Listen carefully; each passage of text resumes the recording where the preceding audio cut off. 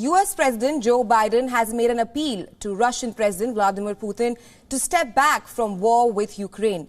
He pointed out that Moscow could cause needless death and destruction, and Putin could face international outrage.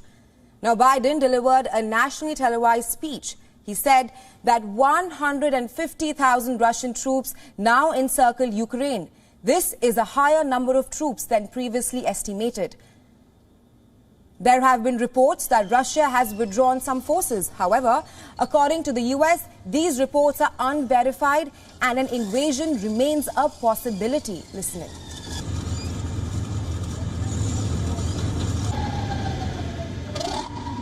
The minister reported today that some military units are leaving their positions near Ukraine. That would be good, but we have not yet verified that. We have not yet verified the Russian military units are returning to their home bases. Indeed, our analysts indicate that they remain very much in a threatening position.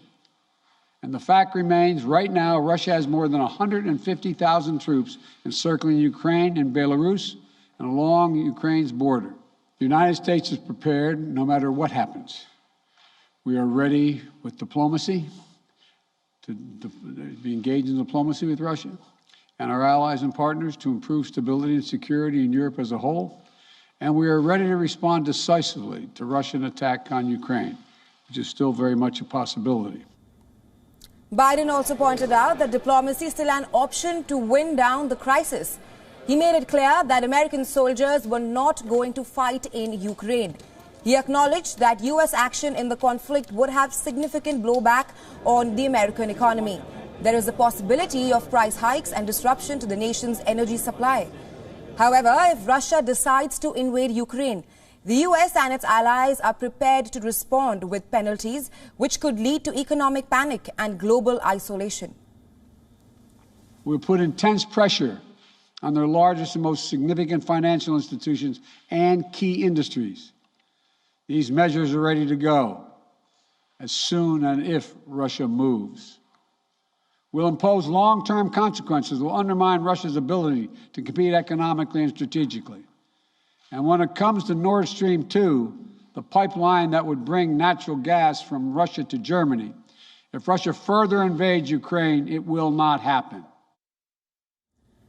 Biden has conducted talks with both Russian President Putin and Ukrainian President Zelensky.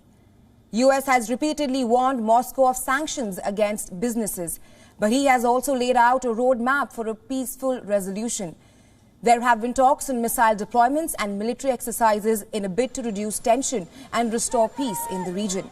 Meanwhile, U.S. Secretary of State Antony Blinken told Russian Foreign Minister Sergei Lavrov that Washington wants to see a verifiable pullback of Russian forces from Ukraine's border. U.S. State Department has said that during a talk between the two leaders, Blinken emphasized upon the need for a credible and meaningful de-escalation.